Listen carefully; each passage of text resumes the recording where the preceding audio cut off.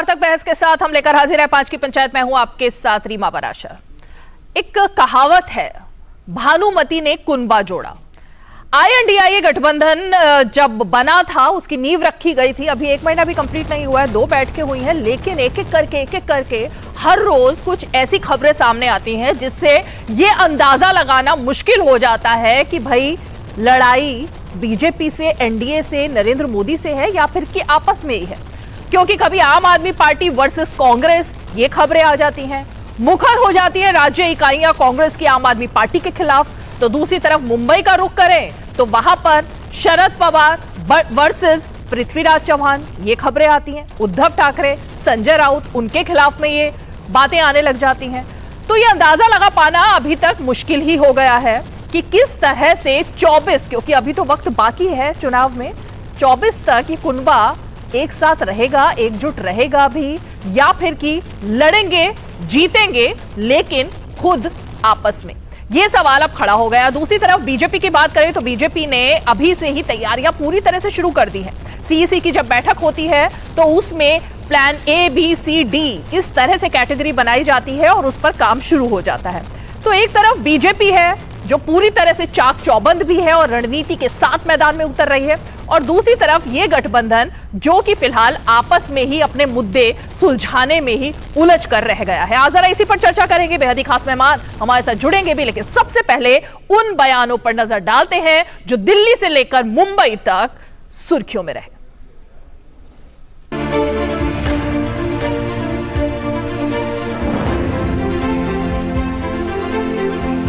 बहुत छोटे छोटे नेता हैं जिनकी जमानतें MLA इलेक्शन तक में नहीं बची हैं, उनकी क्या वैल्यू? अनिल चौधरी और अलका लम्बा ने दोनों की जमानत कहाँ बची? दोनों की ही नहीं बची। दोनों की मिला लो तो भी नहीं जीतेंगे। कि कांग्रेस पार्टी को आप नहीं रोक सकते हम तैयारी करने से। ये हमारा संगठन है, तुम्हारा संगठन नहीं है। मेरे संगठन की तैयारी मैं नहीं करूंगा तो क्या अरविंद केजरीवाल करेगा? ये जवाब मैं उनसे पूछना चाहता हूं और केजरीवाल जी से कहना चाहता हूं, अपने इन छुटभइये मंत्री जो आपने बैठा दिए हैं, जो नकारा पहले हटा दिए गए थे, अब रहमो करम सिसोदिया जेल में चला गया तो दोबारा बना दिए, ये डमी को बैठा करके इनको बोलना सिखाएं। आम आदमी पार्टी केजरीवाल आंदोलन से लेकर कांग्रेस को ही कोसते रहे और हमारा ही वोट उनकी तरफ गया है। भाजपा की एक स्थिर लाइन है, लड़ाई हमारी भाजपा से, पर वोट हमारा कांग्रेस आम आदमी के पास है। और आम आदमी पार्टी के 2 बड़े नेता इस समय भ्रष्टाचार के बड़े आरोपों में जो है वो जेल में हैं और मुख्यमंत्री पर भी शिकंजा कस सकता है। भैया मैं भड़काए में नहीं आऊंगा। जो तथाकथित गठबंधन बन भी रहा था, ये कोई मिशन और विजन के साथ नहीं है। ये केवल अपने अपने भ्रष्टाचार, कमीशन, करप्शन और एम्बिशन को साधने के लिए बना था। और इसीलिए जैसे ही मतलब खत्म हुआ वैसे कांग्रेस और आम आदमी पार्टी एक दूसरे को अपने अपने असली तेवर दिखाने लगी। बेंगलोर की बैठक के बाद मुंबई में जो प्रस्तावित बैठक है, उस बैठक से पहले मुझे लगता है कि पार्टी के नेताओं को थोड़ा धैर्य रखने की ज़रूरत है। कल की घटना से साफ है कि कांग्रेस और आम आदमी में कितना बड़ा अविश्वास है आपस में। तो जो एक दूसरे को मारना चाहते हैं, दुश्मन है एक दूसरे के, वो लोगों को की आंखों में धूल झोंकने के लिए हाथ मिलाना चाहते हैं। अगर उन्होंने डिसाइड कर लिया है कि दिल्ली में अलायंस नहीं करना, तो फिर इंडिया अलायंस की मीटिंग का कोई मीनिंग ही नहीं रह जाता। टॉप लीडरशिप डिसाइड करेगी कि हम ये मीटिंग अटेंड करते हैं या नहीं।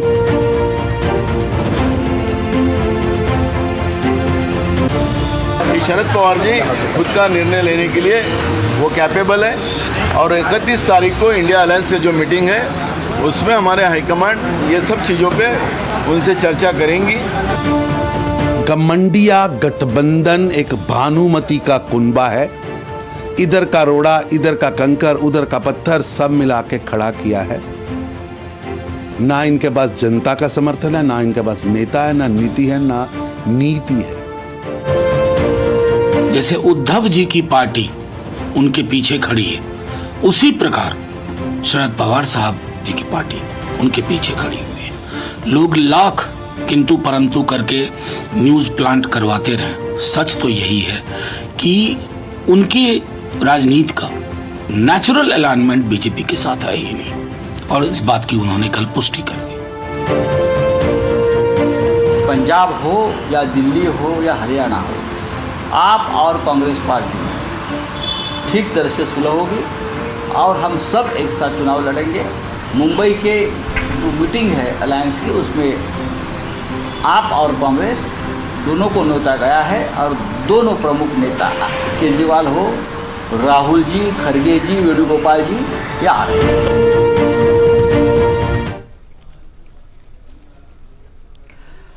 और इस बीच एक और खबर यह भी आई कि महाराष्ट्र के बीड़ में आज शरद पवार की जो रैली हो रही है उसके बाहर जो पोस्टर लगे हैं उन सभी पोस्टर में अजीत पवार शरद पवार के साथ दिखाई दे रहे हैं। हर पोस्टर कार्यकर्ता ने लगाया है, नेताओं ने लगाया है। तो ये जो असमंजस की स्थिति है, ये यूं कहें कि कंफ्यूजन जो पैदा किया गया है। अभी हमने सुना आरजेडी के नेता को जो कह रहे हैं कि खबरें प्लांट कराई जा रही हैं, तो ये खबरें आखिर प्लांट कर कौन रहा है? बेहद ही खास मेहमान हमारे साथ जुड़ गए हैं। मैं परिचय करा देती हूँ अपने खास मेहमानों का। हमारे साथ स्टूडियो में मौजूद है बीजेपी के प्रवक्ता सिद्धार्थ यादव जी और हमारे साथ स्टूडियो में मौजूद है संजय गुप्ता जी, जो कि शिवसेना उद्धव गुट के नेता हैं। इसके अलावा हमारे साथ कुलभूषण त्रिपाठी जी प्रवक्ता और नेता कांग्रेस पार्टी के जुड़ रहे हैं। हमारे साथ क्लाइड क्रास्टो जी भी जुड़ रहे हैं, जो कि एनसीपी शरद पवार गुट के नेता और प्रवक्ता है। हमारे साथ डॉक्टर पीयूष जोशी भी जुड़ गए हैं, जो कि राजनीतिक विश्लेषक और रुझान रखते हैं आम आदमी पार्टी की तरफ। लेकिन मैं जरा एक बारी कुलभूषण त्रिपाठी जी आप ही के पास शुरुआत करना चाहूंगी। ये खबरें कौन प्लांट करवा रहा है? ये अलका लांबा प्लांट करवा रही हैं या फिर कि संदीप दीक्षित ने प्लांट करवाई, अजय चौधरी प्लांट करवा रहे हैं, और या फिर आपकी पार्टी के तमाम जो नेता हैं ये समझ ही नहीं पा रहे हैं कि आला कमान क्या चाह रहा है? रीमा जी, आप बड़ी पत्रकार हैं, अच्छी तरह से आप इस बात को जानती हैं कि जो नाम आपने लिए हैं वो प्लांट नहीं करा रहे हैं। ये खबरें भारतीय जनता पार्टी की जिस तरह की राजनीति करने की आदत है और जिस तरह का उनका चाल चरित्र चेहरा है, ये पूरी तरह से भारतीय जनता पार्टी बौखलाई हुई है। आपने देखा होगा आज तक के इतिहास में किसी भी प्रधानमंत्री ने चुनाव से पहले ये घोषणा नहीं की होगी कि अगली बार आके हम ही, तो फिर चुनाव हो क्यों रहे हैं? अगर जो आपको ही तिरंगा फहराना है लाल किले पर, तो ये जो साजिश है इनकी, जो चाल है इनकी, उसके चलते आज भारतीय जनता पार्टी का चाल चरित्र चेहरा सबके सामने है कि ये दूसरों को बांटने की कोशिश में है, तोड़ने की कोशिश में है, किसी तरह से वहां पे मतभेद पैदा हो। चूंकि इन्हें पता है कि 24 में अब जनता इन्हें स्वीकार नहीं करने जा रही है। आज देश की जनता हर मुद्दे पर बुरी तरह से परेशान है और मैं फिर कहूंगा आपके टेलीविजन पर, चैनल पर, कि ये चाहे जो कर लें, लेकिन आज भारत की जनता ही विपक्ष बन चुकी है। चाहे जो भी खबरें प्लांट कराएं, जिस भी तरह की राजनीति दिखाएं, लेकिन जनता ने तय कर लिया है कि ये झूठी सरकार, ये आंकड़ों की जुगाली करने वाली सरकार जो सिर्फ जुमले देती है, आज कहीं युवाओं को नौकरी नहीं मिल। सर रुके ना, आगे आएंगे इस मुद्दे पर भी आएंगे। लेकिन माइक और कैमरा तो मीडिया का था, लेकिन शब्द तो ये संदीप दीक्षित के थे, अलका लांबा के थे, अजय चौधरी के थे। तो इनमें भी क्या नरेंद्र मोदी ने बताया था कि मीडिया के सामने जाके ये सब बोलना है? ये प्रधानमंत्री ने बताया था क्या लिख करके? अगर उन्हीं का रोल है हर चीज में तो बिल्कुल नहीं, प्रधानमंत्री जी ने ऐसा नहीं कहा था। लेकिन उन स्टेटमेंट की जहां तक बात है, तो वो तो दोनों पार्टियां अपने संगठन के लिए काम कर रही हैं और तैयारी कर रही हैं, और सभी ने यही कहा कि हम अपना संगठन मजबूत कर रहे हैं। संगठन मजबूत तो सभी पार्टियों को करना है। चुनाव में जो हमारा न्यूनतम साझा कार्यक्रम तय होगा, सीटों का जो बंटवारा होगा, उस पर फिर लोग चुनाव लड़ेंगे। तो राजनीतिक पार्टियां कभी भी अपने संगठनात्मक कामों को बंद नहीं करती हैं, और उन्हीं संगठनात्मक कामों के लिए उन नेताओं ने कहा है कि हम लगातार प्रयासरत हैं और अपना काम कर रहे हैं। और ये जो आग उगली जा रही है अरविंद केजरीवाल, मनीष सिसोदिया, सबके खिलाफ, उसके बारे में क्या कहेंगे? अगर जो कोई नेता ऐसा स्टेटमेंट कहता है तो उसकी अपनी भी राय होती है। हमारी पार्टी में लोकतंत्र है, कहीं भी तानाशाही नहीं है कि किसी के बोलने पर पाबंदी हो। तो सभी लोग अपनी राय रखते हैं और राय के बीच में एक आम राय तैयार की जाती है, और शीर्ष नेतृत्व जो निर्णय लेता है उस पर हम लोग आगे बढ़ते हैं। तो कहीं कोई ऐसी आग नहीं सिद्धार्थ यादव जी, हर किसी की पार्टी में लोकतंत्र है, लोकतंत्र बचाने की तो मुहिम चल रही है INDIA में। तो अगर पार्टी के लोकतंत्र के तहत अलका लांबा कुछ कह रही हैं, भले ही वो आपके खिलाफ जाकर कह रही हो, अजय चौधरी कह रहे हैं, या फिर कि सौरभ भारद्वाज कह रहे हैं, तो आपको क्या दिक्कत हो सकती है? आप लोग इतने उदास क्यों हैं? देखिए रीमा जी, जिन लोगों से ठीक से गठबंधन नहीं बन रहा, वो देश में सरकार बनाना चाहते हैं। सबसे बड़ी हास्यास्पद बात तो यही है। इनकी पार्टी में लोकतंत्र है, जहां 20-20 साल तक राष्ट्रीय अध्यक्ष नहीं बदल पाता, एक परिवार से बाहर वो नेता नहीं चुन पाते। वो लोकतांत्रिक पार्टियां अब सारा अपने अंदर का भी जो समस्या का ठीक रहा है वो भी हमारे सर फोड़ना चाहती हैं। समाजवादी पार्टी ने तो यूपी में कहा था कि हम सारी सीटों पे लड़ेंगे, इसमें भी भाजपा का दोष है क्या? वहां पर टीएमसी ममता दीदी को देश में प्रधानमंत्री का कैंडिडेट घोषित कर रहे हैं, उसमें भी भाजपा का दोष है क्या? आपके प्रताप सिंह बाजवा पहले ही पंजाब में कह चुके हैं कि हमारा कोई अलायंस नहीं हो सकता। राजा वडिंग कह रहे हैं कि हमारा संघर्ष आम आदमी पार्टी के खिलाफ जारी रहेगा, उसमें भी भाजपा का दोष है क्या? उसमें भी मोदी जी का दोष है क्या? दिल्ली के अंदर तो आपकी लड़ाई आपने छिछालेदार करने लग रहे हैं आप एक दूसरे को, यह भी भाजपा का दोष है। वास्तविकता यह है कि यह एक बहुत ही अननेचुरल अलायंस है। ऐसे लोग एक गठजोड़ बना करके साथ आ रहे हैं जो एक दूसरे के भ्रष्टाचार के कुकर्मों को छुपाना चाहते हैं, जो चाहते हैं कि उनके जो 10 साल के पुराने कुकर्म रहे हैं, जो अभी वो कर रहे हैं, ये सब बाहर ना आ जाएं। और उसका एक ही तरीका है कि एक करप्शन सेटलमेंट फॉर्मूला ले आओ और ये सारी अपीजमेंट, डायनेस्ट, करप्ट पार्टीज एक साथ आकर के एक दूसरे को बचाना चाहती हैं, पर ये बचा नहीं पाएंगी। ये गठबंधन टूटने वाला है, ये हम सब जानते हैं, देख रहे हैं। डॉक्टर पीयूष जोशी, बेवकूफों की पार्टी, धोखेबाज, पीठ में छुरा घोंपना, हमारे सारे वोट काटना, बीजेपी के साथ मिलकर हमारी पार्टी को खत्म करना, संदीप दीक्षित ने पानी पी पी कर कोसा अभी तक, आज सुबह तक। अलका लांबा भी यही कह रही हैं और दिल्ली प्रदेश कांग्रेस के अध्यक्ष भी यही कह रहे हैं। तो और क्या बाकी रह गया फिर? जिस दिन भारतीय राष्ट्रीय कांग्रेस के राष्ट्रीय अध्यक्ष इस प्रकार की बात कर देंगे तब डेफिनेटली सोचना पड़ेगा कि भाई क्या स्थिति है। दूसरी बात, एक बात और कि भाई जो अलका लांबा जी और संदीप दीक्षित जी हैं, उनका जो आम आदमी पार्टी के प्रति स्नेह भाव है वो तो किसी से भी छुपा नहीं है। वो तो सर्वविदित है, पूरे जगत में व्याप्त है कि उनको कितना स्नेह है आम आदमी पार्टी से, क्योंकि उनकी जो पूरी राजनीतिक विचारधारा है, जो राजनीतिक कैरियर है, उस पर एक तरीके से रोकथाम लगाने वाली आम आदमी पार्टी है। तो इसलिए यदि वो इंडिपेंडेंट जाके यदि किसी कांग्रेस के आधिकारिक प्रवक्ता के रूप में नहीं बल्कि अपनी खुद की राय यदि वो व्यक्त करते हैं तो उनका निजी मत है, जिसकी भर्त्सना की जाती है, जिसका खंडन किया जाता है और जिसकी निंदा एक आम आदमी पार्टी के समर्थक के रूप में मैं अवश्य करना चाहूंगा। आउट ऑफ द टर्न बोला गया है, आउट ऑफ द कॉन्टेक्स्ट बोला गया है, नहीं बोला जाना चाहिए, क्योंकि आपको अभी एक सशक्त भारतीय जनता पार्टी है। मुझे नहीं लगता कि कोई भी ये मानने में गुरेज करेगा कि भाई भारतीय जनता पार्टी सशक्त है, बिल्कुल सशक्त है। एक सशक्त पार्टी से लड़ना है, एक वेल ऑयल्ड मशीनरी है भारतीय जनता पार्टी की, जो सिर्फ और सिर्फ चुनाव जीतने पे काम करती है, मूल मुद्दों पे बिल्कुल काम नहीं करती, पर चुनाव जीतने में उसकी एक्सपर्टीज हो चुकी है कई जगह। अभी इस मशीनरी को कई जगह रोका गया है विपक्ष के द्वारा, चाहे वो एमसीडी के चुनाव हो, चाहे वो हिमाचल प्रदेश के चुनाव हो, चाहे वो कर्नाटक के चुनाव हो। तो एक मोमेंटम जो है वो दिख रहा है कि भाई विपक्ष के साथ में तो एक विपक्ष नहीं, आम आदमी पार्टी, उसमें कांग्रेस कहीं नहीं थी ना। दिल्ली की आप जो बात कर रहे हैं एमसीडी चुनाव की, यही तो मुद्दा है सर। डॉक्टर पीयूष जोशी, यही तो मुद्दा है। कांग्रेस यही तो रो रही है सबके सामने। मैं एक छोटा सा एग्जांपल देना चाहता हूं। आप जानते हैं मैं मध्य प्रदेश से आता हूं। मध्य प्रदेश में पूरी 230 विधानसभा सीटों पे हमारी लड़ने की तैयारी हो चुकी है लगभग। हमारी बाद में भी आम आदमी पार्टी की तरफ से मेरे ख्याल से कांग्रेस देखिए, आप मेरी बात को कंप्लीट कर लेने दीजिए तो मैं आपको बता देता हूं भाई, क्योंकि हमने एक अच्छा प्रदर्शन नगरीय निकाय चुनाव में किया था। पहली बार हमारे वहां से नगर पालिका में मेयर चुन के आई थी रानी अग्रवाल जी सिंगरौली से। तो हमारा यह कहना है कि हमारी पूरी 230 सीटों पर तैयारी हो चुकी है। हम पूरी 230 सीटों पे चुनाव न सिर्फ मध्य प्रदेश बल्कि राजस्थान और छत्तीसगढ़ में भी लड़ना चाहते हैं सारी विधानसभा सीटों पे। पर जो सर्वोच्च जो निर्णय करके डॉक्टर पीयूष जोशी, आपने बड़ी बात कही है यहाँ पर और यही बात सौरभ भारद्वाज कह रहे हैं। मैं बाकी मेहमानों का रुख करूं, लेकिन एक क्विक रिएक्शन मैं जरा कुलभूषण जी से सुनना चाहूंगी। मध्य प्रदेश में आम आदमी पार्टी अकेले अपने दम पर जा रही है, एक तरीके से क्लियर है। अरविंद केजरीवाल राज्य का, एक मिनट रुकिए, अरविंद केजरीवाल राज्य के दौरे पर जा रहे हैं बिना सीटों के तालमेल के। मेरा त्रिपाठी जी है कि भाई जो सर्वोच्च निर्णय होता है पीएससी का होता है और पीएससी के हिसाब से भी फाइनल डिसीजन होगा। त्रिपाठी जी, ये चल क्या रहा है? राष्ट्रीय अध्यक्ष निर्णय लेते हैं वो हमको अरे सर, INDIA कहाँ है फिर एकजुट? रीमा जी, INDIA नहीं, इंडिया एक साथ है और इंडिया एक साथ रहेगा। इंडिया तो साथ है ही, लेकिन मैं INDIA की बात कर रही हूँ। रीमा जी, वहां कहीं कोई दिक्कत नहीं। दूसरा, सभी पार्टियां, अभी मैंने पहले भी कहा था, तैयारी कर रही हैं और सभी पार्टियां राजनीति ही करने आई हैं और राजनीति में तैयारी कर रही हैं। तो आम आदमी पार्टी भी मध्य प्रदेश में अपने संगठन को मजबूत करने की कोशिश कर रही है और प्रयास कर रही है, लेकिन राष्ट्रीय नेतृत्व तय करता है कि किस करवट ऊंट बैठेगा।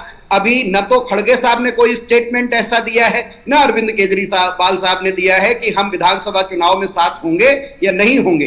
जब तक यह तय नहीं होता तब तक दोनों पार्टियां तैयार कर रही हैं, लेकिन लोकसभा चुनाव को ध्यान में रखकर, लेकिन हम दर्शकों को गुमराह ना करते हुए ये बात बता दें कि जो भी तमाम गठबंधन में सीटों का फॉर्मूला बनेगा उससे पहले ही अरविंद केजरीवाल का मध्य प्रदेश दौरा तय हो गया है। वो वहां जाकर प्रचार करने वाले हैं अकेले, बिना कांग्रेस पार्टी के। तो यह भी कुछ संकेत है। लेकिन क्लाइव जी, मैं आपके पास आना चाहती हूं।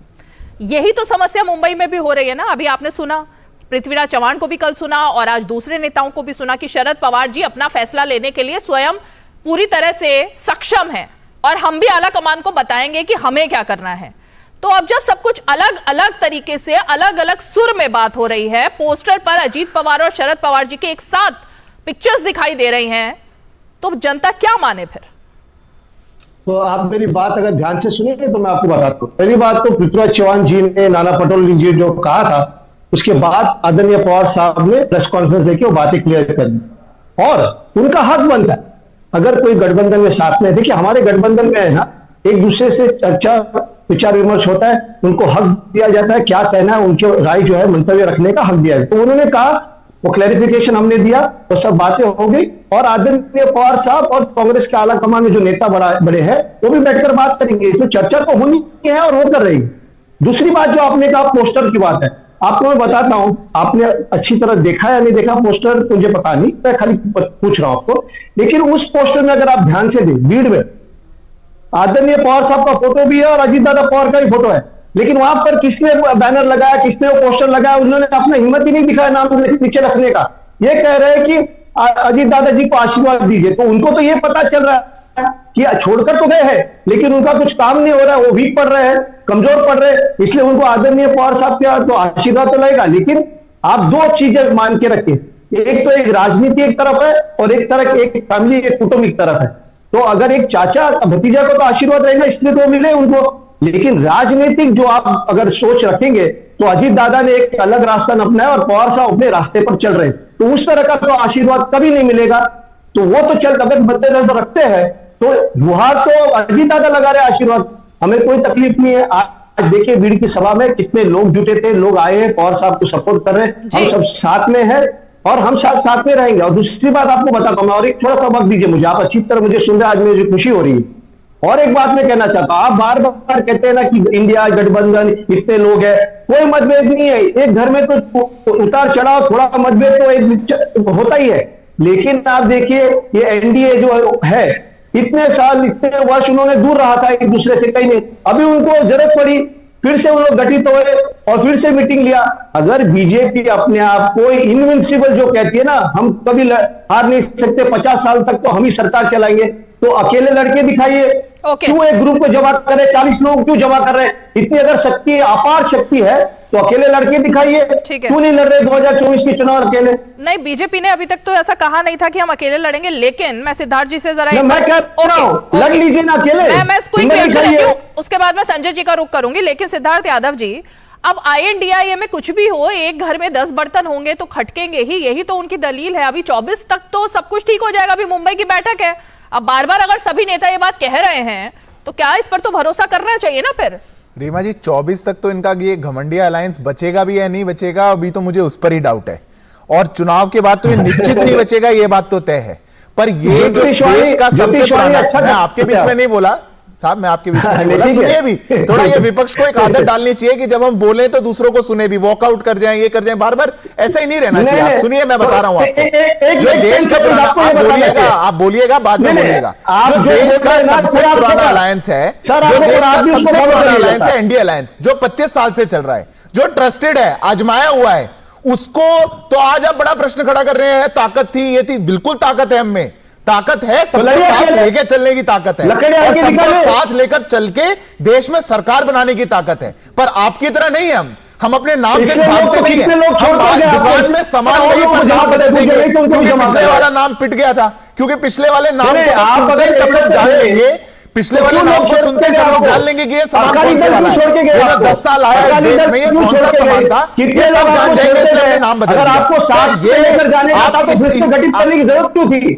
इतने साल आप भूल गए, अब फिर से जमा किया, अगर साथ में ही थे तो फिर इतने साल भूल क्यों गए? चलिए जवाब तो सुनिएगा, मंत्री अब मैं जवाब भी देता हूं।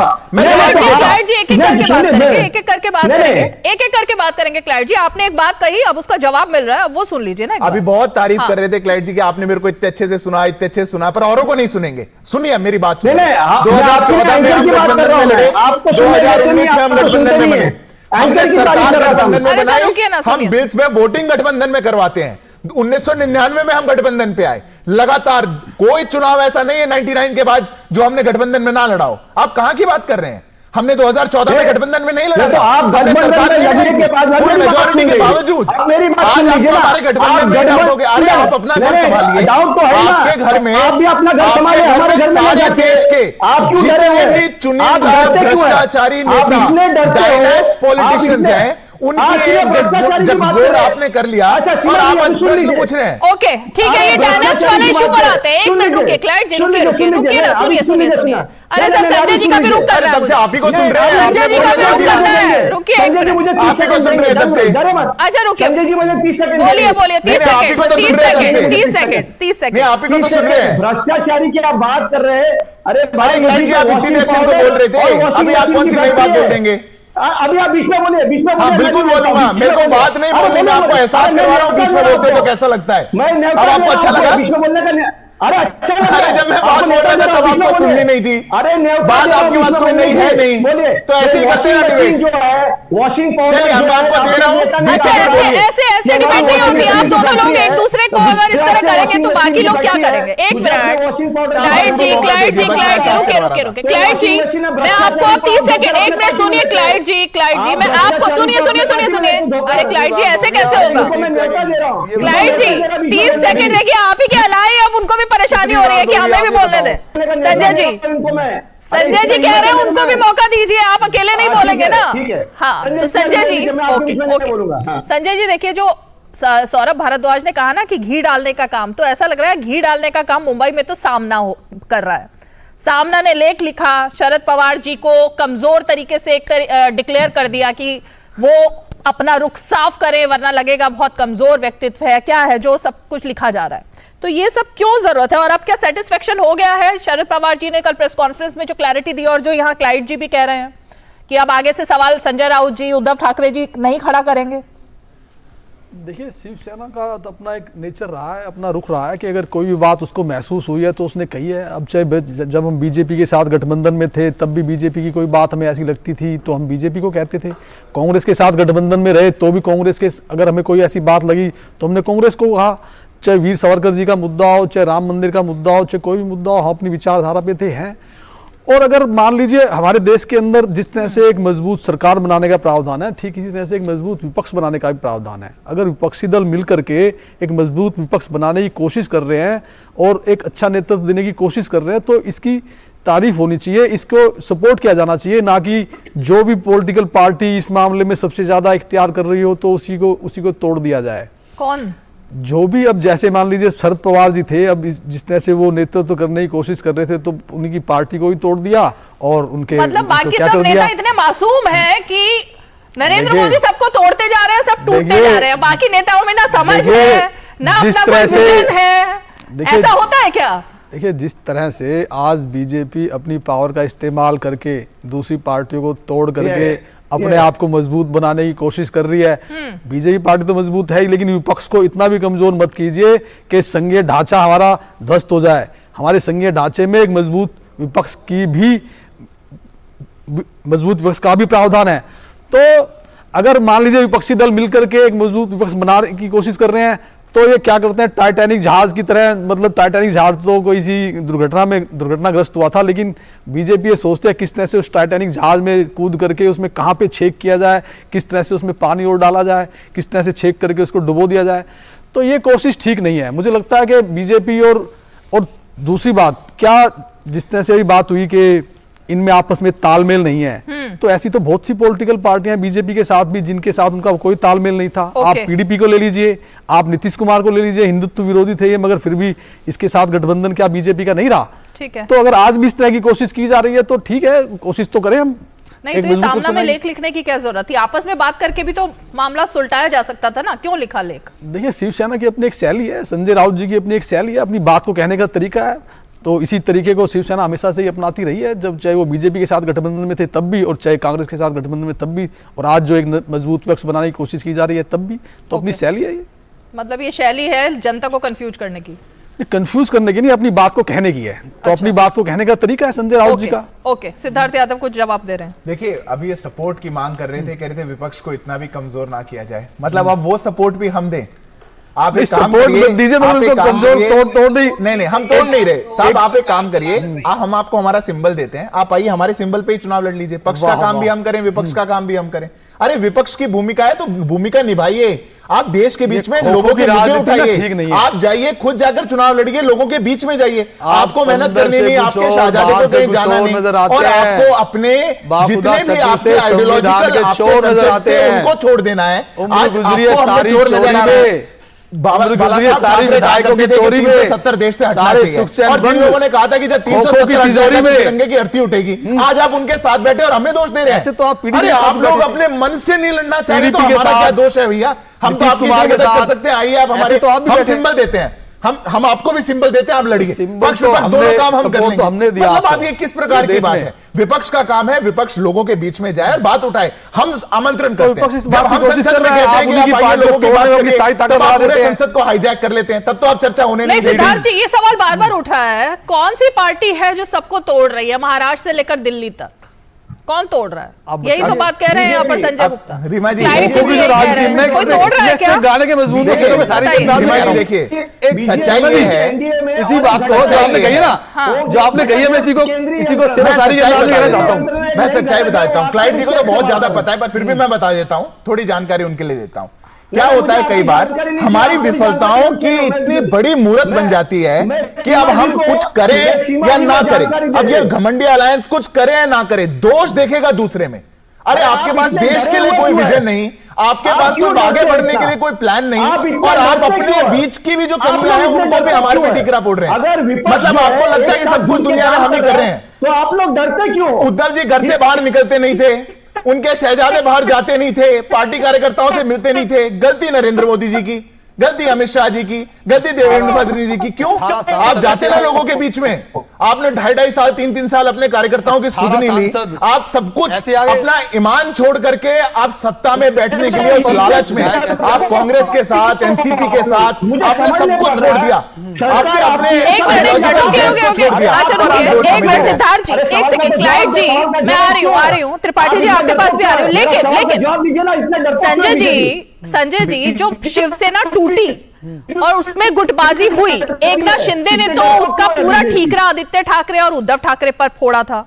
उसमें उन्होंने तो कहा ही नहीं कि बीजेपी ने हमें बरगलाया या हमें तोड़ा या हम इसलिए निकले, वो तो अपना दुखी मन लेकर निकले, उन्होंने ऐसा कहा। अच्छा, तो इसी पे अब कि उनकी सुनी ही नहीं जाती थी, सांसदों की, विधायकों की। मतलब जो मिनिस्टर थे सरकारों में और उनकी सुनी नहीं जाती थी और बीजेपी ने कुछ नहीं किया। वो गुजरात हवाई मार्ग से ऐसे ही पहुंच गए, वो गुजरात से फिर गुवाहाटी हवाई मार्ग से ऐसे ही पहुंच गए, और असम के गुवाहाटी के 5 स्टार होटल में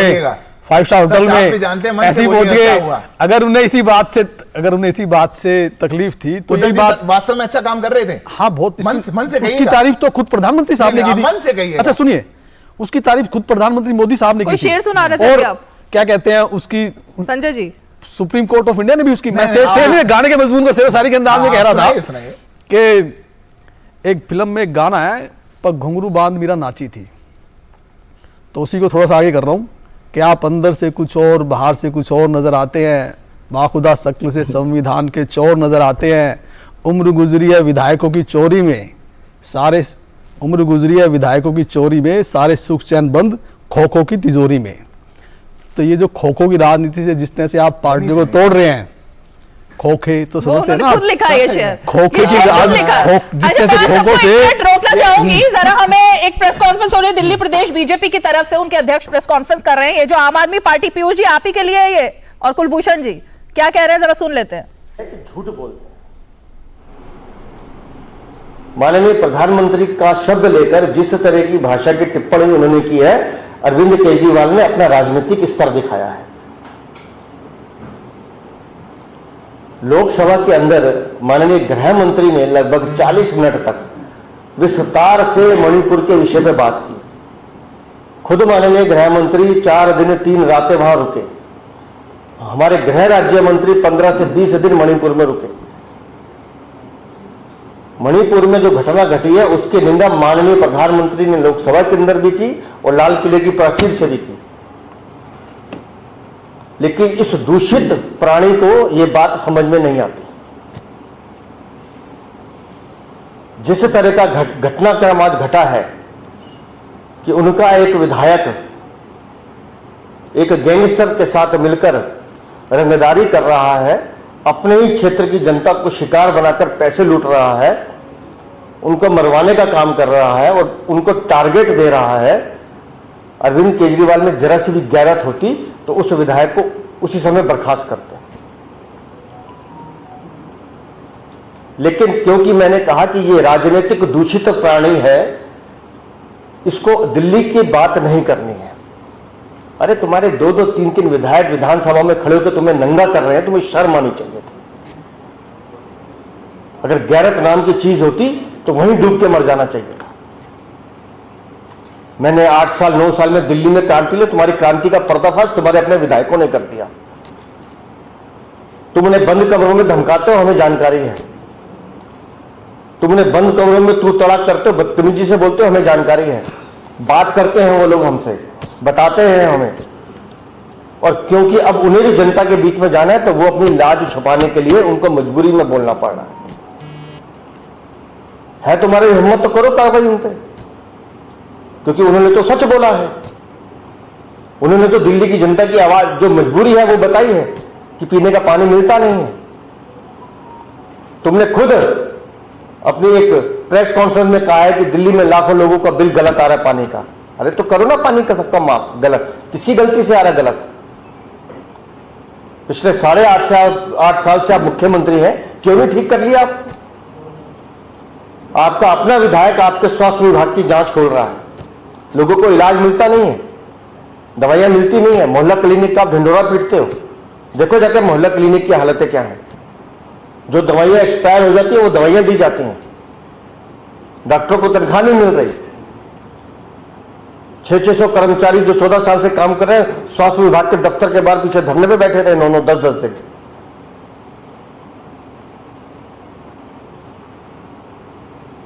अपने हर भ्रष्टाचार को, चाहे उसका शराब घोटाला हो, चाहे उनके राजमहल की चर्चा हो, चाहे पैनिक बटन का घोटाला हो, डीटीसी का घोटाला हो, पानी का टैंकर का घोटाला हो, अपने हर घोटाले को छुपाने के लिए आप हमेशा राष्ट्रीय राजनीति की बात करते हैं और उससे बच के निकलना चाहते हैं। आपको दिल्ली की जनता ने दिल्ली की जिम्मेदारी दी थी, दिल्ली के विषयों में बात करते। हमारे विधायक जब हम सवाल उठा रहे थे तो उन्हें उठा के बाहर कर दिया। देते ना सवालों का जवाब। लेकिन सवालों से भागना, अपनी जिम्मेदारी से मुंह चुराना, यह अरविंद केजरीवाल की फितरत है। और मैंने कहा कि मैं पूरी दिल्ली की जनता स्तब्ध है आज ये दोनों विषयों पर,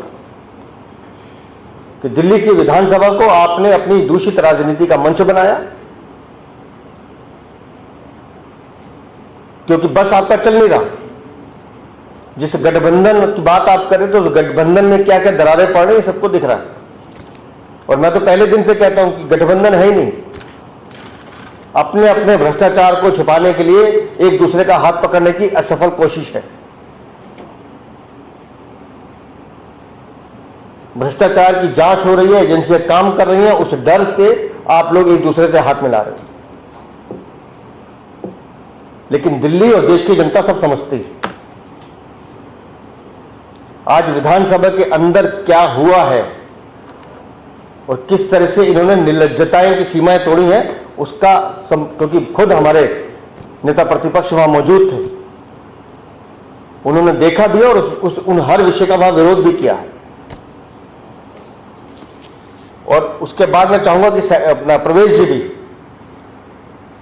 क्योंकि उनकी लोकसभा के वो जो विधायक हैं जिनका कर्म सामने आया है, एक बार माननीय रामवीर सिंह जी विषय रखेंगे, उसके बाद माननीय प्रवेश जी।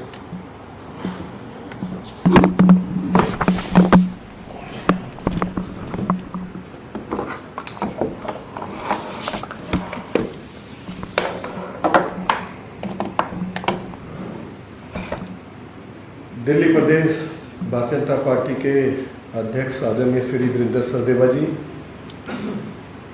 साउथ दिल्ली के लोकप्रिय सांसद आदरणीय श्री रमेश बिधूरी जी, हमारे लोकप्रिय सांसद आदरणीय श्री प्रवेश वर्मा जी, मीडिया के प्रमुख आदरणीय श्री प्रवीण शंकर कपूर जी, मीडिया के सभी सम्मानित साथियों, दिल्ली विधानसभा के सेक्रेटरीट को हमने 4 दिन पहले तो दिल्ली बीजेपी की तरफ से ये अहम प्रेस कॉन्फ्रेंस इस वक्त की जा रही है और विधानसभा में, दिल्ली विधानसभा में दिल्ली के मुख्यमंत्री अरविंद केजरीवाल ने 2 बातें कही। एक, उन्होंने मणिपुर को लेकर प्रधानमंत्री पर कई तरह के आरोप लगाए। अब जब पार्लियामेंट में प्रधानमंत्री जवाब भी दे चुके हैं, गृह मंत्री जवाब दे चुके हैं, उसके बावजूद विधानसभा में जो सत्र बुलाया गया वहां पर भी यह मुद्दा उठाना। और दूसरा अहम आरोप, एक बड़ा आरोप उन्होंने लगाया कि चीन के साथ मिलकर अपनी जमीन भारत सरकार चीन को दे रही है। इस तरह का बेतुका जवाब अगर आता है या बयान आता है तो उसको क्या माना जाए? जरा मैं रुख करूंगी डॉक्टर पीयूष जोशी आप ही का। ये दिल्ली के मुख्यमंत्री कह रहे हैं कि भारत सरकार चीन के साथ मिलकर अपनी जमीन चीन को दे रही है। सर, आप विश्वास कर सकते हैं इस बात पर क्या, या कोई भी जितने लोग पैनल में बैठे हुए हैं यहां पर? देखिए, विश्वास लायक बात तो नहीं है, विश्वास करना भी नहीं चाहिए इस बात के ऊपर, पर सत्यता कुछ और कहती है। विश्वास है, सत्यता कुछ और कहती है। आप देखिएगा कि अविश्वास प्रस्ताव के दौरान मुझे नहीं पता कि वो तथ्य कितने सही है या कितने गलत है, पर जब अविश्वास प्रस्ताव पे चर्चा हुई तो ये बात चर्चा हुई कि भाई कितनी मैन पोस्ट थी इंडियन आर्मी के द्वारा और उसमें कितना ज्यादा रिडक्शन हो गया और इंडियन आर्मी जो है वो कम से कम 5 मील अंदर तक की मैन पोस्ट जो है उसके ऊपर ही गश्त लगा रही है और पुरानी बहुत सारी पोस्ट थी वहां पे चाइनीज जो जवान है उन्होंने आके कब्जा कर लिया है। तो अब इस बात पे कुछ ना कुछ किसी को तो बात करना पड़ेगी ना, क्योंकि हम लोग तो सब शांति से बैठ गए कि जो मोदी जी कर रहे हैं सो सही है, जो मोदी जी नहीं कर रहे हैं सो गलत है। ठीक है, आप पीयूष जी कहां लिखा था कि कब्जा कर लिया? कौन सी प्रोसीडिंग थी लोकसभा की, आप बताइए। देखिए, मैं आपको बता दूंगा, मैं आपको पूरा डिटेल भी दे दूंगा। अभी शो के 20 मिनट बचे, आप 20 मिनट में निकाल लीजिए, तुरंत गूगल पे निकल जाता है आजकल। आप चिंता नहीं करिए। आप अरे क्यों नहीं करूं, मेरे देश के बॉर्डर की बात है, आप नेशनल टेलीविजन पे आकर झूठ बोल जाए, मैं चिंता भी ना करूं, क्यों ना करूं? सिद्धार्थ जी, अब आपका हो गया हो तो मुझसे जवाब ले लीजिए। नहीं पीयूष जी, मैं जवाब ही आपसे लेने के लिए कह रहा हूं, आप बताइए बस, मेरे को और कुछ नहीं कहना, प्रूफ दे दीजिए कहां लिखा है कि उन्होंने आके कब्जा कर लिया। अब आप शांत रहेंगे तो जवाब देते हैं, आपको जवाब दीजिए। ठीक है ना, आपको मैं नंबर के साथ में एक एक डिटेल दूंगा कि कितनी मैन पोस्ट इंडियन आर्मी द्वारा पेट्रोल की जाती थी और आज की तारीख में उसमें कितना रिडक्शन है। अरे पीयूष जी दीजिए, यही तो कह रहा हूं, दीजिए। डॉक्टर पीयूष जोशी, ये कोई आम इल्जाम नहीं है डॉक्टर पीयूष जोशी। एक सेकंड डॉक्टर पीयूष जोशी, पहले इनको मुझे बहुत सनसनीखेज बात है, ये बहुत गंभीर बात है। सिर्फ भारत सरकार पर ही सवाल नहीं खड़े कर रहे हैं अरविंद केजरीवाल, भारत की सेना पर, उसके शौर्य पर और क्रेडिबिलिटी पर सवाल खड़ा किया जा रहा है। विश्वसनीयता खत्म की जा रही है सेना की कि हम खुद अपनी जमीन चीन को दे रहे हैं। सर क्या बोल रहे हैं आप? भारतीय सेना की विश्वसनीयता को क्यों बीच में लाते हैं आप? क्यों उनके कंधे पे रख के बंदूक चलाते हैं अपने कुकर्मों को छुपाने के लिए? भाई भारतीय जनता पार्टी का जो फेल्यूर है, भारतीय जनता पार्टी माने ना, हर बार कभी सेना की आड़ लेती है, कभी धर्म की आड़ लेती है। भाई अपना काम दिखाओ ना। और बॉर्डर पर सुरक्षा के लिए सैनिक लगे हैं या नरेंद्र मोदी और अमित शाह जी लगे हुए हैं? कौन लगा है? सैनिक लगे हैं ना। अगर वो सैनिक अपनी जमीन दे रहे हैं तो किसके ऊपर सवाल है ये? भाई यदि आप बताइए मुझे कि यदि जो पोस्ट हैं, यदि वो पोस्ट के जो पेट्रोलिंग करती थी इंडियन आर्मी उसके ऊपर, या आईटीबीपी जहां पे पेट्रोलिंग करती थी, उन मैन पोस्ट में यदि संख्या में रिडक्शन हो गया है और वहां पे यदि चाइनीज जवान देखे जा रहे हैं, और ये बात मैं नहीं कह रहा हूं, संजय गुप्ता जी, क्या आप इस बात को मानने को तैयार हैं? पार्टी लाइन से हटकर मैं पूछना चाहूंगी आप सबसे, आप ये मानने को तैयार है कि देश में किसी की भी सरकार हो, क्या वो ये काम कर रही है और करेगी? देखिए, इस विषय में ये कहूँगा कि जिस वक्त तलवान घाटी में हिंदुस्तान और चाइना की सेना आमने सामने थी, तो उस वक्त भले ही गठबंधन कांग्रेस के साथ था या जैसे भी था, उद्धव जी ने कहा था कि इस मामले में हम सरकार के साथ खड़े हैं और हम दुश्मन की आंख निकाल के लाने का दम रखते हैं। मुझे लगता है कि इस तरह के बयानों से बचना चाहिए जिसमें हमारे देश की सेना का नाम आता हो, हमारे देश की सरकार का नाम आता हो, क्योंकि कुछ भी है, हम इस देश के नागरिक हैं और हमारी ही सरकार है। तो मुझे लगता है कि इस तरह के आरोप लगाने से पहले बहुत से मामलों पर सोचना चाहिए। मैं रीमा जी बस 20 सेकंड लूंगा। मैं एक देश का युवा होने के नाते आज एक आपत्ति दर्ज कराना चाहता हूं। कुछ प्रकार की चीजों को हमें पॉलिटिक्स में नॉर्मलाइज नहीं होने देना चाहिए। मतलब ऐसा नहीं हो सकता कि हमारे देश के नेता आए, वो वैधानिक स्थानों पर, विधानसभाओं के अंदर खड़े हो जाएं या टेलीविजन पर, नेशनल टेलीविजन पर आए और वो बोल दें कि किसी ने आके हमारी पोस्ट पर कब्जा कर लिया, कोई आकर के बैठ चुका है, हमारी पोस्ट कम हो गई। आप बिना तथ्यों के ऐसी बातें नहीं कर सकते। ये देश के साथ मजाक है। अगर आपको कहना, आप कितनी राउंड की बातचीत हो गई है चाइना के साथ, आप क्या जानते हैं? क्या दिखा रहे हैं डॉक्टर पीयूष जोशी? दिखाई नहीं दे रहा। मैं आपको एक बता रहा हूं, India lost 26 of 65 patrolling points in eastern Ladakh along border with China. ठीक है ना? और ये बात जो है ना, ये आपको बता रहा हूं, the revelation was made in a new report by senior police officer at last week's annual conference of the country's top police officers in Delhi, attended by the prime minister Narendra Modi, union home minister Amit Shah, national security advisor. कौन से महीने की बात बता रहे हैं आप पीयूष जी? ठीक है, कौन से महीने की खबर की डेट बता दीजिए बस। ये मैं आपको रिपोर्ट बता रहा हूं, 25 जनवरी 2023 की मैं रिपोर्ट बता रहा हूं। 25 जनवरी की आप रिपोर्ट बता रहे हैं? 25 जनवरी 2023 की रिपोर्ट बता रहा हूं। मैंने इसलिए बोला था, कोई भी बात में हल्के में नहीं करता हूं, तथ्य के साथ करता हूं। तो आप जो आपने शब्द वापस ले लीजिए। मैं इसका भी जवाब देता हूं, मैं रीमा जी इसका भी जवाब देता हूं। देखिए वहां पर जो स्थिति, एक समस्या क्या हो गई, आजकल सभी पॉलिटिकल लोग डिफेंस एक्सपर्ट हो गए, पर मैं डिफेंस बैकग्राउंड से आता हूं, इसलिए मैं आपको बता देता हूं, मैं जवाब देता हूं इसका। मैं डिफेंस बैकग्राउंड से आता हूं खुद। अभी भी कल के अखबारों में भी रिपोर्ट हुआ है कि बहुत लंबे समय से जो हमारा स्टैंड ऑफ जो चल रहा था, उसको लेकर के अपनी अपनी फोर्सेस को वापस लिया गया, क्योंकि दो बड़ी हमारे हेड ऑफ स्टेट्स की मीटिंग्स आगे हैं। एससीओ में मीटिंग होनी है, G20 में मीटिंग होनी है, लगातार बातचीत का दौर चल रहा है। बहुत बार ऐसा होता है कि हमारी मैन पोस्ट पे वापस आते हैं, बहुत बार ऐसा होता है कि वापस हम जाते हैं उन जगहों पर इसको ये कहते ना, जनवरी में कोई रिपोर्ट आई, इंटरनल हमारी देश की कोई रिपोर्ट आई, प्रधानमंत्री के सामने कोई बात कही गई और उसको आप पॉलिटिकल एजेंडा बनाए और पॉलिटिकल एजेंडा बना के टीवी में बोले, वो ठीक नहीं है। कुलभूषण जी, मेरा सवाल यहाँ पे ये है, ये कोई भी विषय हो, चीन से जुड़ा विषय हो, विदेश से जुड़ा हुआ विषय हो, या फिर कि मणिपुर का भी विषय हो, देश के प्रधानमंत्री जवाब दे चुके हैं, संसद उसके लिए बनाई गई है इस तरह के मुद्दों पर बहस करने के लिए। दिल्ली विधानसभा में दिल्ली के मुख्यमंत्री मणिपुर पर चर्चा करें अपने विधायकों के साथ, चीन पर चर्चा करें, सेना के शौर्य पर चर्चा करें, क्या ये सही तरीका है? इसको आप मानते हैं कि दिल्ली के मुख्यमंत्री दिल्ली के विधानसभा के सत्र बुलाकर दिल्ली के बिजली पानी पर चर्चा करने की बजाय चीन और मणिपुर पर चर्चा करें? एक मिनट कुलभूषण जी, दिल्ली देश का भाग नहीं, कुलभूषण जी, दिल्ली को महंगाई पे भी चर्चा नहीं करना चाहिए? यदि प्रधानमंत्री महंगाई के ऊपर बयान देता है, दिल्ली को महंगाई पर चर्चा करनी चाहिए, पानी पर करनी चाहिए, बिजली पर करनी चाहिए, लेकिन क्या कुलभूषण पार्टी पे हर विधानसभा को चर्चा करना चाहिए? जल बोर्ड के दिवालियापन पर भी चर्चा करनी चाहिए ना, उस पर भी जवाब देना चाहिए। पानी नहीं मिल रहा दिल्ली वालों को, उस पर भी बात करनी चाहिए। मणिपुर पर चर्चा करने में इच्छा दिखाई होती, जब उन्होंने अविश्वास प्रस्ताव को जवाब भी दिया तो वो मणिपुर पर आ ही नहीं रहे थे। प्रधानमंत्री जी तो मणिपुर पर बात कर ही नहीं रहे। आप तो उठ के बाहर चले गए। मणिपुर के क्या पता उन्होंने क्या बोला? अच्छा, और कोई चैनल तो है नहीं देश में, टीवी दिखाता नहीं है बहस, वो तो आप अपने हिसाब से दिखाओगे ना, बताओगे, हमें तो कोई जानकारी है नहीं। आप सदन के अंदर बैठे नहीं, मूर्ख समझते हैं, जनता को आप मूर्ख समझते हैं। आप देश की पूरी पार्टियों को मूर्ख समझते हैं। आपको नहीं पता है प्रधानमंत्री जी ने मणिपुर पे क्या चर्चा की, क्या जवाब दिया प्रधानमंत्री जी ने? पूरा जवाब दिया, गृह मंत्री ने 2 घंटे का जवाब दिया। आप जितने नेता बोले पूरे अविश्वास प्रस्ताव में, वो टोटल भी मिला ले तो भी गृह मंत्री जी से कम बोले मणिपुर पर। वो भी संवैधानिक व्यवस्था के तहत है, वहां चर्चा क्यों नहीं हो सकती? बात क्यों नहीं हो सकती? अरे राहुल गांधी जी आए थे तो उनको घुटने का दर्द याद आ गया, अहंकार याद आ गया, रूई याद आ गई। आप मणिपुर पर चर्चा करेंगे? आप जाके संविधान बंद करिए साहब, पढ़िएगा। कुलभूषण जी, मेरा सवाल ये नहीं था, मेरा सवाल ये था कि जब संसद है उसके लिए बना हुआ, स्टेट में जो विधानसभा है वो स्टेट के मुद्दों पर बात करने के लिए होती है ना, चाहे वो उत्तर प्रदेश में हो, महाराष्ट्र में हो, तमाम जगहों पर हो, तो क्या हमें उन मुद्दों को, जनता के उन मुद्दों को हटाकर इन्हीं मुद्दों पर चर्चा करनी चाहिए? लाल किले की प्राचीर से प्रधानमंत्री ने मणिपुर पर बात की, संसद में मणिपुर पर जवाब हुआ, अविश्वास प्रस्ताव पर भी बात हुई, लेकिन क्या यह तरीका सही है कि सेना के शौर्य पर सवाल खड़े किए जाए? प्रधानमंत्री ने संसद में मणिपुर पर जवाब नहीं दिया, प्रधानमंत्री लगातार भागते रहे, प्रधानमंत्री सदन में आए। साहब कान से रुई हटा के वॉकआउट किसने किया था? कुलभूषण जी, वॉकआउट किसने किया था? सुनो, वॉकआउट तो इसीलिए किया गया, हाँ। इसीलिए तो विश्वास प्रस्ताव लाया गया। वॉकआउट करने के बाद भी 40 मिनट प्रधानमंत्री का संबोधन चला था।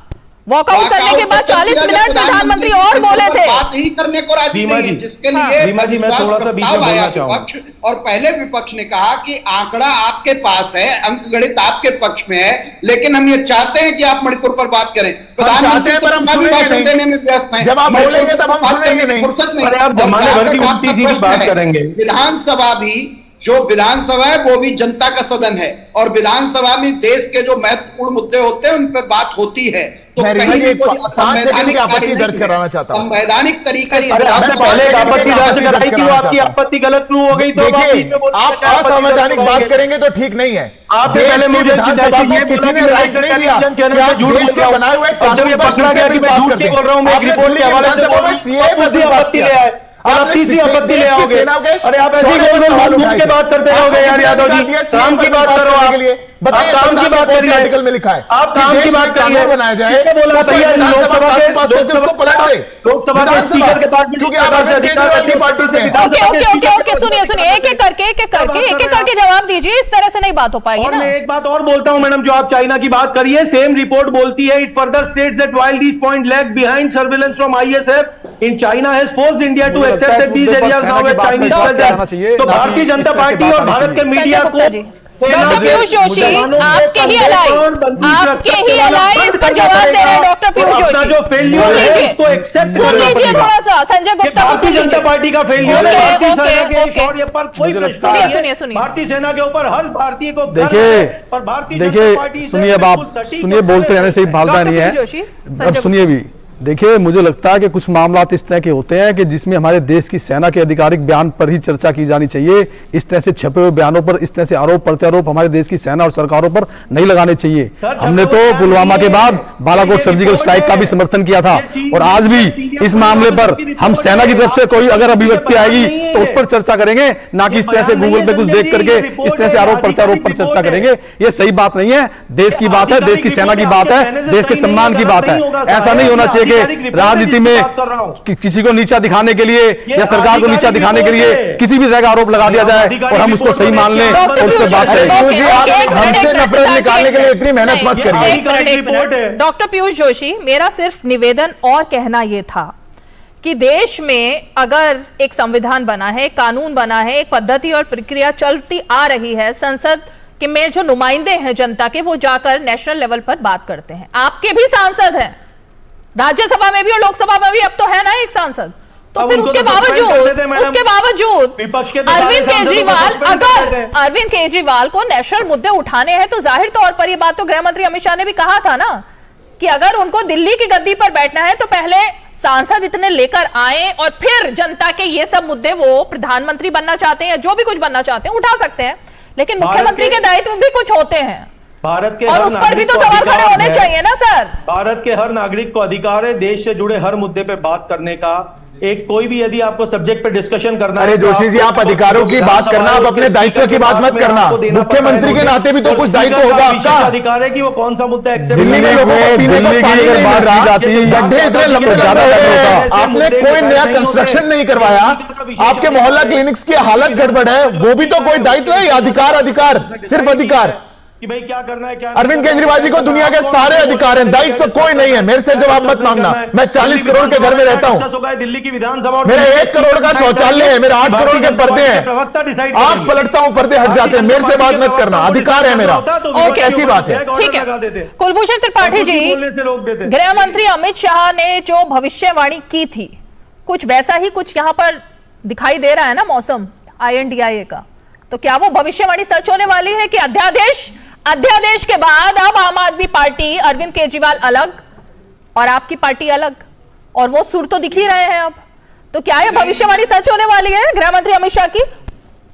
जी रीमा जी, ऐसा बिल्कुल भी नहीं है। ये बिल्ली के भाग्य से छीका नहीं टूटता है। अमित शाह जी चाहे जितने मुंगेरी लाल के हसीन सपने देखते हो, लेकिन ऐसा कुछ भी नहीं होने जा रहा। तो मैं जानना चाहती हूँ कि संदीप दीक्षित, अलका लांबा और अजय चौधरी पर कार्रवाई कब होगी अनुशासनात्मक?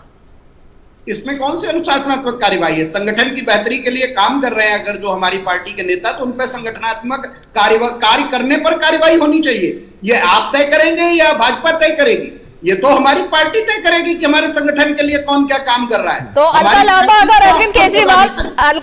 अरविंद केजरीवाल के खिलाफ बयान रोज देंगी, वो पार्टी के हित में है, आप ये कहना चाहते हैं? नहीं तो पार्टी फोरम पे उस पर बात होगी और पार्टी पे उस पर विचार किया जाएगा। अलका जी ने क्यों कहा, कैसे कहा, किस तरीके से ये बात हुई है, लेकिन संगठन को मजबूत करने का प्रयास सभी नेता कर रहे हैं और सभी नेता करेंगे। जहां तक एक गठबंधन की बात रही, सीटों के बंटवारे की बात रही, वो सिर्फ कुलभूषण त्रिपाठी जी, मैं उस पार्टी के प्रवक्ता से इस वक्त बात कर रही हूं जो देश की सबसे पुरानी पार्टी है, जिसने सबसे ज्यादा देश में राज किया। अब अगर प्रेशर पॉलिटिक्स आम आदमी पार्टी की, अरविंद केजरीवाल की, आपकी इतनी बड़ी पार्टी के ऊपर है, तो जनता आपसे सवाल पूछेगी या नहीं पूछेगी कि कितने दबाव में क्यों काम कर रहे हैं मल्लिकार्जुन खड़गे? और आज उन्होंने कह दिया है कि सोनिया गांधी और राहुल गांधी की वजह से वो अध्यक्ष बने। तो ये सब चीजें भी तो सामने आ रही है ना फोरम पर। नहीं, बिल्कुल रीमा जी, बिल्कुल लोगों की इच्छा थी, इसीलिए खड़गे साहब बने हैं। और खड़गे साहब राष्ट्रीय अध्यक्ष, सोनिया गांधी राहुल गांधी की इच्छा पर बने, ऐसा उन्होंने खुद कहा है, अभी आज ही कहा है। हमारी भी इच्छा थी, हमारी इच्छा पर बने हैं, सबकी इच्छा पर वो बने हैं, कांग्रेस जनों की इच्छा पर वो बने हैं। और जहां तक रही दूसरी बात कि प्रश्न पूछने की, जो आप बात कह रहे हैं, प्रश्न पूछने का पूरा अधिकार है, लेकिन ये आप तय नहीं करेंगे ना कि कांग्रेस किसी के प्रेशर में है। कांग्रेस वाकई बड़ी पार्टी है, आपके या किसी और के कहने से छोटी बड़ी नहीं होने वाली है, न कोई प्रेशर बना रहा है। राजनीति में सभी अपना काम करते हैं, यहां सभी राजनीति करने आए हैं। लेकिन हाँ, हम सभी दल भारतीय जनता पार्टी की तरह से दोगला व्यवहार नहीं करते हैं। कैसा दोगला?